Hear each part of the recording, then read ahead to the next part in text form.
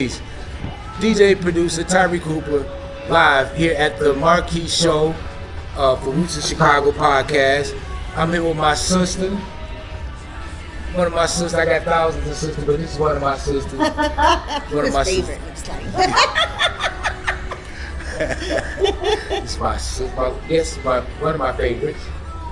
I got tons of sisters, but they'll kick my butt if I say you're my favorite. Like, well, what does she do? How she? Which one? How does she rank over me? Right, I know, exactly. I know. So I'm not gonna say anything. I'm gonna let her introduce herself. It's one of my sisters, though. Hello, everybody. I'm Stephanie Chach with Latinos in the House Music Dance Conference, and also the Don't Count Us Out podcast. So, what brings you to the Marquee? So I was actually on today's panel about Latino businesses. Okay. I was there with Robert from Pink Noise, who's huge in this market. DJ Caesar, who comes from Guadalajara.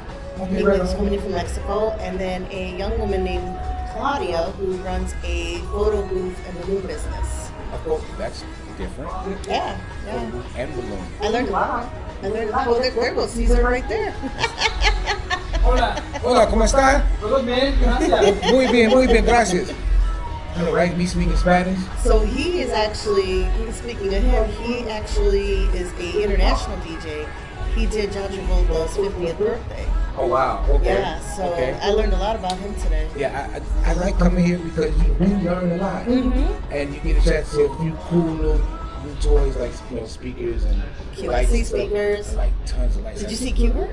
Did you see him in action? I just told Cuba how I met him. And he's stunned every time because I judged the DJ battle in 1990 here in Chicago at the Riviera. Where he won here. And one of my friends, DJ Rectangle, shout out to Rectangle, he had this video and he had like all of them, Steve D, all of them was in it. You're showcasing another. I want to say another side, but like another side, alternative, it's another way of entry point for the music. It is. Yeah, it's not bad. It's not bad. And by you being a woman, how does it like it's male dominated pretty much? I'm not even gonna lie to you. It's being a woman in this business. I'm already noticing. Like, it's still that kind of, well, who is she? Right. And what does she think she knows about music? Yeah. And what does she really know about house music and dance? And what history did she play? And I'm still finding that out, and I'm fine with that. But it's easier for a man to turn around and have those conversations man on man when it comes to business and sponsorships, and then when you have that conversation with a woman, if you're not acting like a man, those conversations tend to be like, oh, well, just give me your business card and we'll talk later. See, I feel as though it was a melanated thing. I really feel as though it's necessarily in that regard. I feel it's more melanated as opposed to gender or sexual. Sexual. I think it's more because I think it can be a little bit of both. I was about to say that I think it has. I don't know. One is greater or lesser than, or lesser or greater than. But in this business, sometimes it seems as though there is some kind of a crutch. Do you find it easy to work around this issue? I'm not going to say it's not even difficult. It's just because it's one person's opinion of somebody else's projection. So do you find it difficult to Navigate? Yeah, navigate through this sometimes, like knowing that like, okay, they're looking at me like, woo. But I think for me, it's not hard to navigate when you know what you're talking about. And I think I love the looks of people who turn around and look at me, and then the wonderness and the guessing game is gone. Because I'm like, oh, I know so-and-so, and I've spoken with so-and-so, or hey, their history is X, Y, and Z.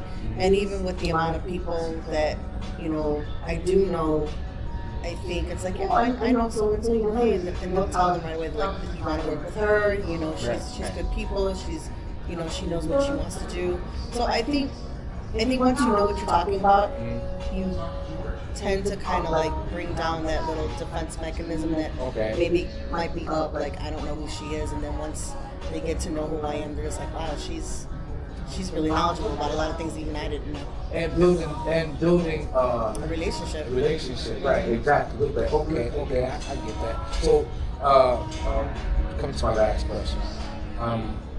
So again, basing it on here because you're the he's going to know here. There's the other women here, Yes. I know. And like I said, being in different rooms and listening to speakers, because you're not just a pretty face to the organization. You know music, So this is why I learned from you guys. Yeah. Whoa, how long have I known you? About 3 days. About 3 days. No. But I've been around these speakers and everything.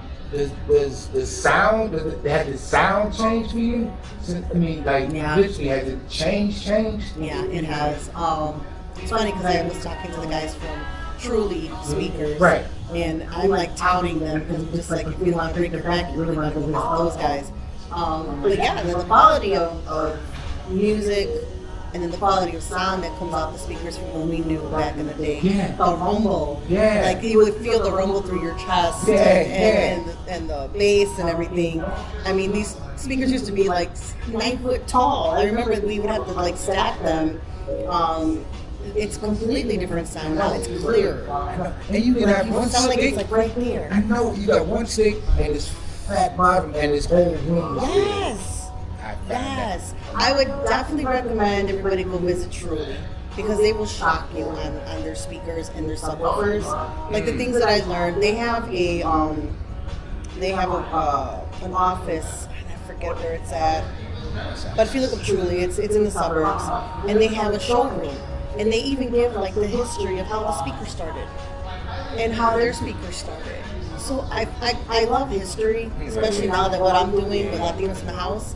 The history of how the speaker started and how it's been evolving, and now they're not using what they used before. It's like a steel drum now, so it captures that vibration and the sound. They had like the speakers in a Porsche, and you didn't hear that rumble that you normally hear at the back of the trunk. Yeah, remember those days? Yeah, like, I know. So yeah, so I After the would. night is beating in the back Right, of my car. and it was just like Jesus, and you still hear like, oh my God, people are still buying Pioneer speakers with the cloth and the wood, and you can hear that rumble. So yes, I would definitely, if you're watching this, go and visit the Truly station, and then QSC is still here too right now. So they've got really good. And I saw the new Hercules. I haven't seen the new Hercules. So yeah, so I saw the new Hercules. It's pretty cool. I'm gonna go downstairs and see if I can get a representative from Truly to go up and interview them. I'm gonna see if I grab them for you. You know me, I like grabbing people. I appreciate that, sis. I appreciate that. Again, I ain't gonna hold you up. I appreciate you, sis. Thank you. And